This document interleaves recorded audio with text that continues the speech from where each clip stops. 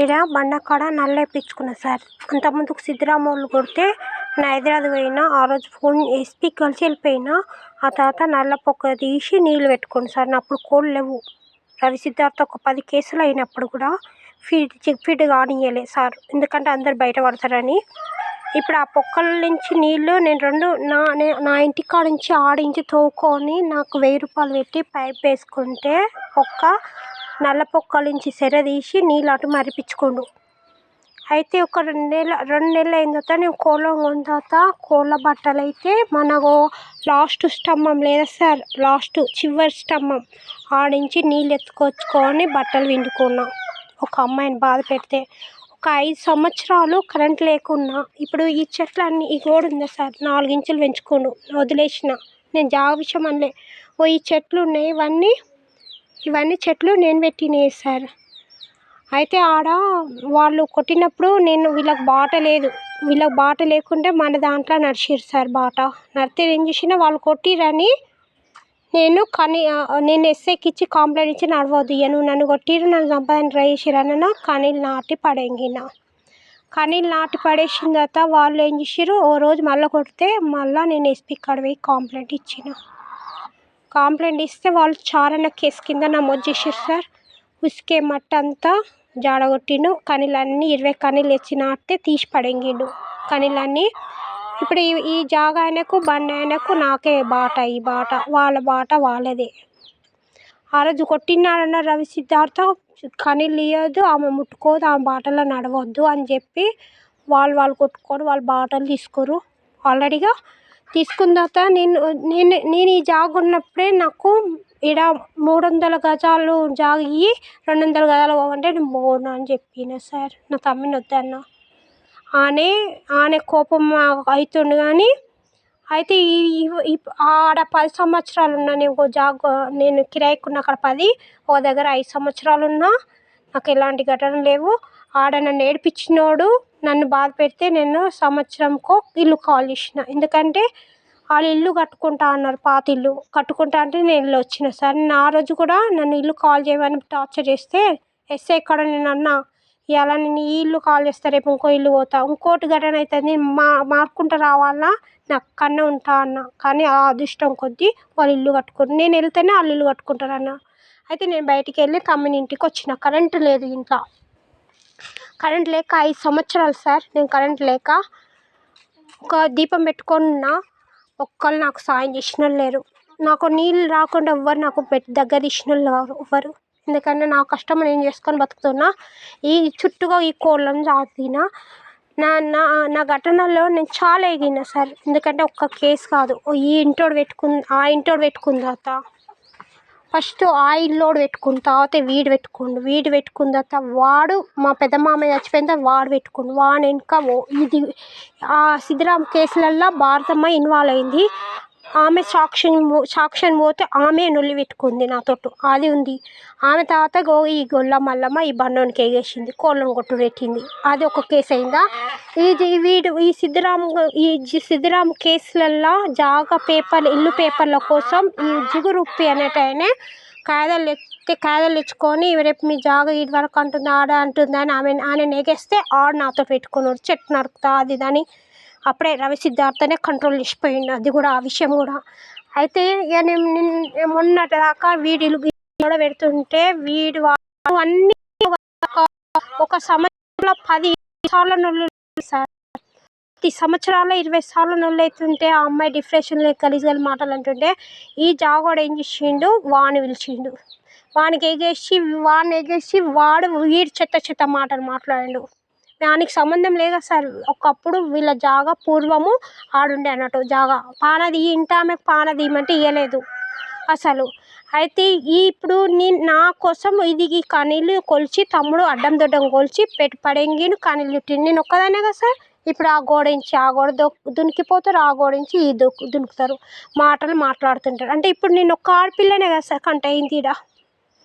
Bad name తెచ్చింది. ఒకటి తెల్లం దాకా కొట్టినోడు ఆడ ఏడిపించినోనికి వీళ్ళు ఈ 10 ఇళ్ళోళ్ళు మా అమ్మమ్మ వాళ్ళే 10 ఇళ్ళు ఆ పేరవినోళ్ళే వానికి సపోర్ట్ చేసి వాని పిల్లలు చచ్చిపోతారని మా ఇళ్ళ నుంచి 2 పోయి తప్పుడు సాక్ష్యం చెప్పారంటే ఒక అమ్మాయి విషయంలో పిచ్చిది మెంటల్ అని నెల రోజులు కేసు వాళ్ళు ఉంచుకొని నేను కోర్టు పోయి అడిగితే కోర్టులో కేసు రాలేదు.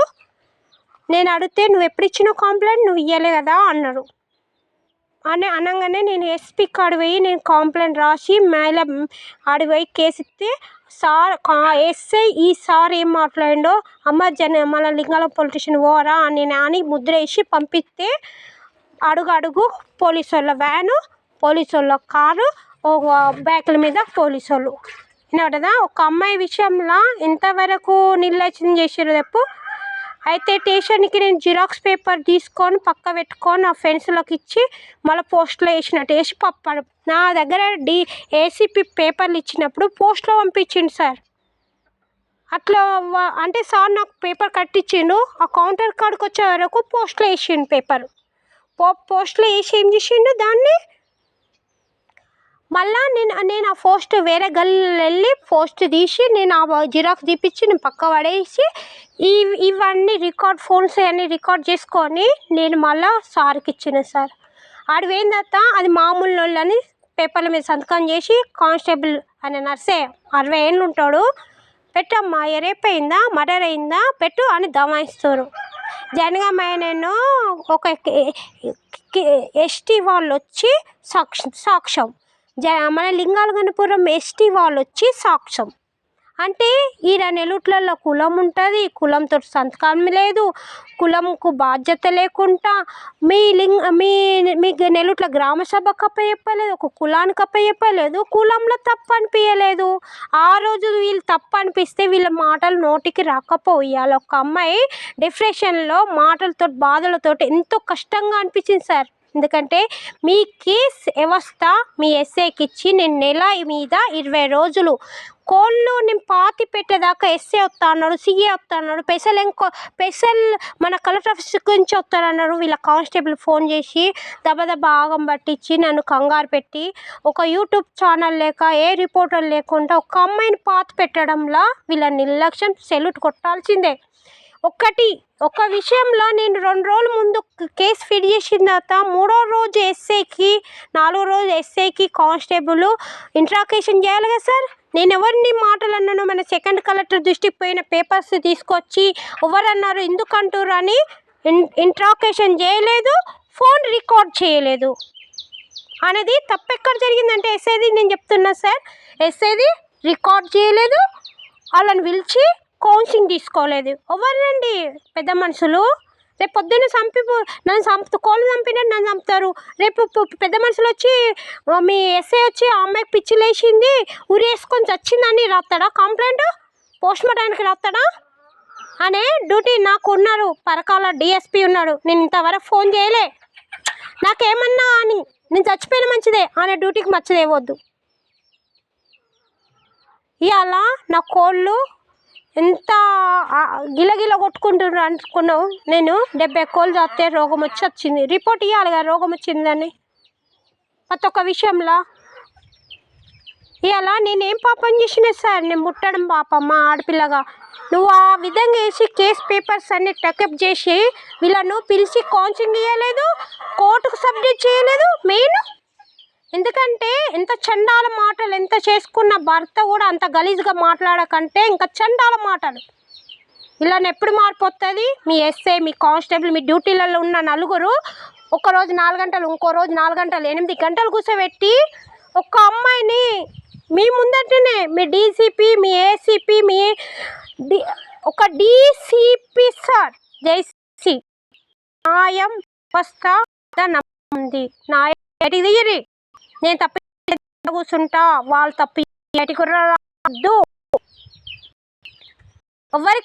ఎవరు కులము ఎవరే వస్తా ఏ కులం నన్ను ఆదుకుంది. ఇప్పుడు ఖండించింది 20 సంవత్సరాల కులం ఏం ఎక్కడ నచ్చింది మీ కులం? దాంట్లో వాళ్ళ తమ్మిని ఫోన్ చేసి నోటికి వచ్చినాయి చెప్తారు, అయ్యకో నోటికి చెప్తారు. రోజు 1000 పిల్లలు. అదే తెలంగాణ ప్రభుత్వం అమ్మాయి చచ్చిపోయిన నీ చిన్న అలా మార్పు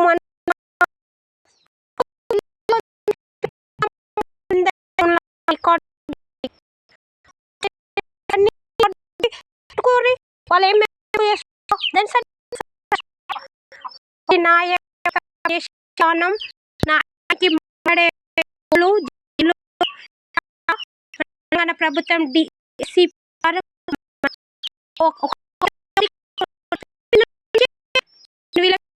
కదా మీద బాధ పెడుతున్నా మన బాధ పెడుతున్నా